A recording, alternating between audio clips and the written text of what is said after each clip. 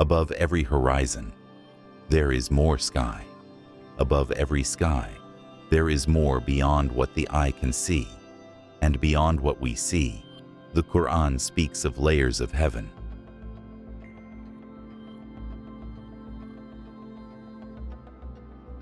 The Qur'an repeatedly mentions that the heavens are created in layers, not chaos, not randomness, but structure, a universe with order, a cosmos with depth.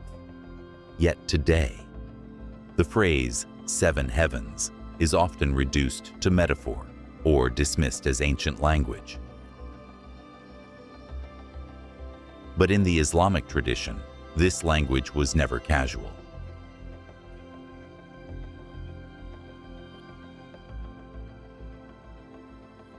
Across Islamic scholarship, the heavens were spoken of with restraint.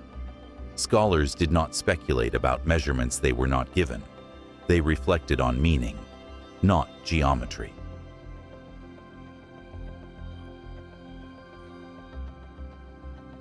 The absence of detail was not a weakness. It was discipline. Revelation teaches where to stop, and stopping is part of knowing.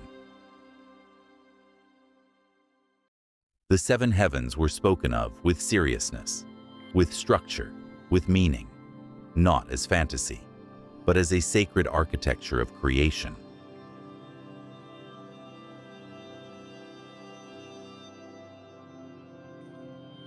Early Muslim scholars did not treat the heavens as abstract poetry. They reflected on the heavens as real realms of existence, created by Allah, layered in nature, and beyond the reach of ordinary human perception. Not because they could measure them, but because revelation described them. Revelation does not give us blueprints. It gives us orientation. It tells us that there are layers, not how far apart they are. It tells us that there is order, not how to calculate it.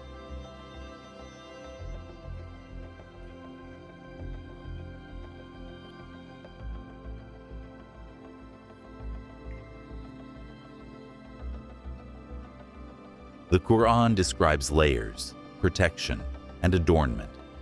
It does not satisfy curiosity with dimensions. Curiosity seeks control. Revelation cultivates humility. The heavens remind the human mind that not every question is meant to be answered, and not every answer is meant to be held. The purpose is not mapping space. The purpose is mapping humility.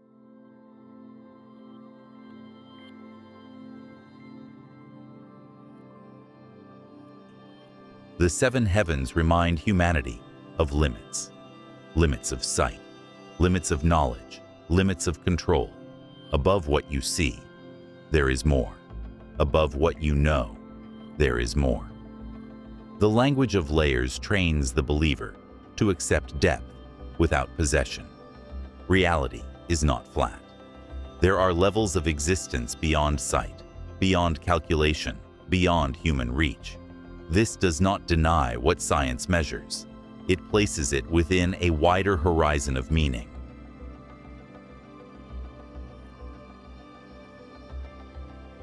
In the Qur'an, the heavens are described as protected, adorned, and ordered.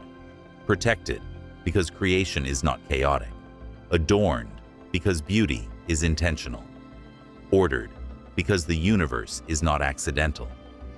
This language shapes worldview. It tells the believer, you are inside a designed reality, not an abandoned one. Modern cosmology measures distance. Islamic cosmology speaks of meaning. One answers how far. The other answers why.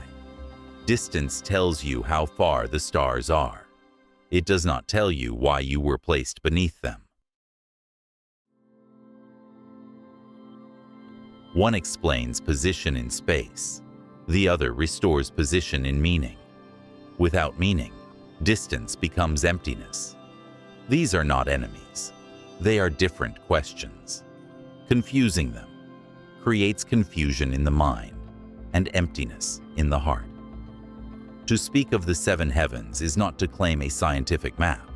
It is to accept that reality has layers beyond perception. Not everything real is visible. Not everything true is measurable. This is not weakness of knowledge, it is discipline of humility.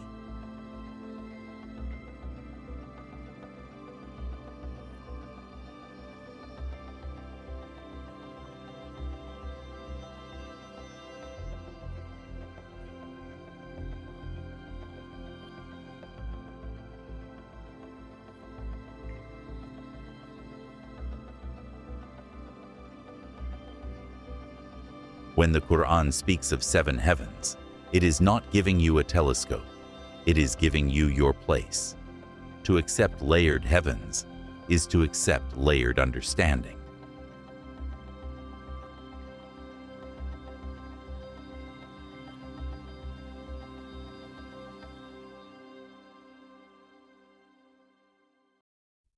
Some knowledge is clear, some knowledge is veiled.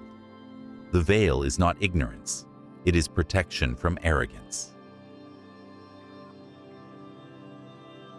This is DGM Learning Lab, and this is the architecture of humility.